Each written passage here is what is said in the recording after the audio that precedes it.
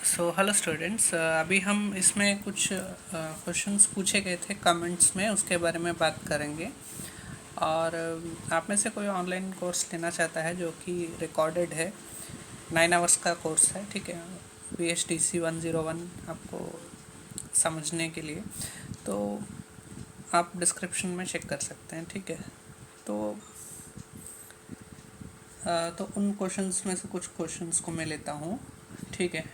तो उसमें एक क्वेश्चन था कि जो ये पूरा BHTC है 101 है और 102 है, ठीक है, तो इसमें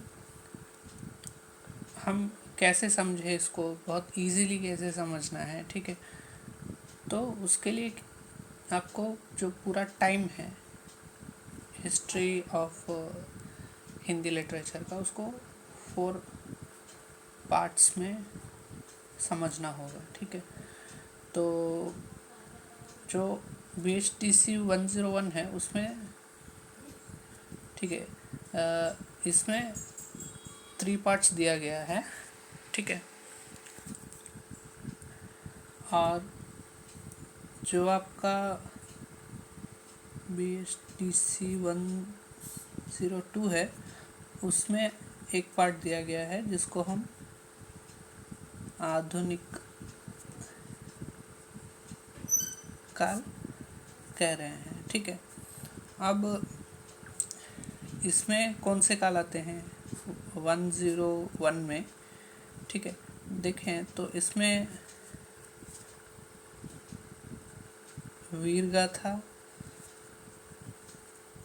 काल, फिर भक्ति काल, फिर रीति काल, ये सब BHTC 101 में आते हैं। और 102 में आधुनिक काल आता है, ठीक है। तो ये एक इम्पॉर्टेंट बात है, इसको पहले समझना पड़ेगा, तभी फिर आपको जो टॉपिक है सब वो सब समझ में आएगा, ठीक है। तो और एक क्वेश्चन था कि आंसर जो है वो आंसर राइटिंग से रिलेटेड था, ठीक है।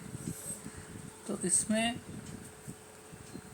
जैसे बुक में है वैसे लिखना है या अपने शब्दों में लिखना है, ये क्वेश्चन था। तो जो भी आपके बुक में है उसको आप पहले समझिए, आपको समझना है, ठीक है। जो टॉपिक है उसको समझना है, फिर आप अपने शब्दों में आंसर लिख सकते हैं, ठीक है।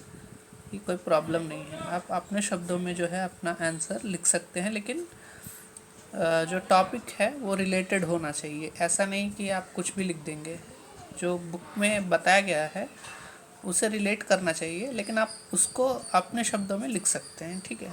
तो ये 2 क्वेश्चन कमेंट्स में मैंने देखा था, और अगर आप भी कुछ पूछना चाहते हैं तो कमेंट कर सकते हैं, जिसके बारे में मैं बाद में कोई वीडियो बनाऊंगा, ठीक है।